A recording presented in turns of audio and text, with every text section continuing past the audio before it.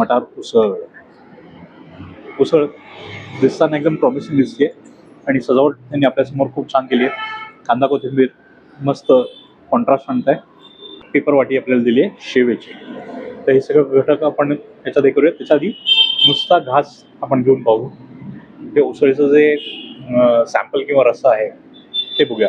जास्त तेलाचा तवंग ते सापडणार नाही तुम्हाला. कोपऱ्यात थोडंसं फार तुम्हाला तेल दिसेल. जास्त तेल किंवा तवंग तुम्हाला याच्यावर सापडणार नाही. आधी नुसतं एक घास या सॅम्पलचा घेऊन पाहू आणि मग आपण सगळे घटक जे ते मिक्स करू. छान आहे उसळ, झटका नाही आहे. जवळपास हा आपण घरी बनवतो तशी चव ही तुम्हाला सांगता येईल मला की घरी बनवतो तसं काही कशी चव आहे. चला सगळे घटक आपण याच्यात मिक्स करूया कारण तेव्हाच आपल्याला त्यात तो आनंद मिळेल. मला वाटतं थोडी शेव जी आहे ती आपण टाकूया. म्हणजे काय होईल, कुरकुरीतपणा त्या याच्यात आपल्याला घासामध्ये मिळेल. लवकर खाल्लं तर नंतर ती शेव पण त्यात भिजून जाईल.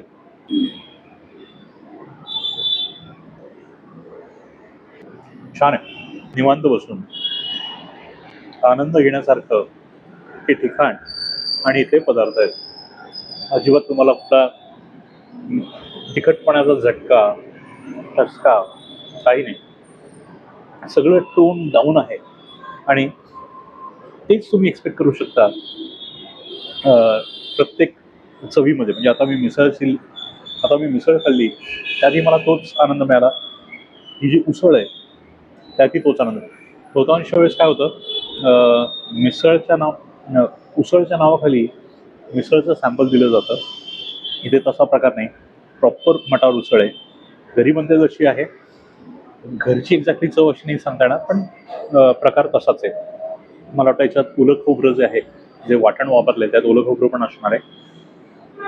ज्याने तो रंग मिळाला आहे. तर रंग तर तुम्ही पाहिलाच, छान असा हिरवा असा रंग आहे आणि चव खूप छान आहे.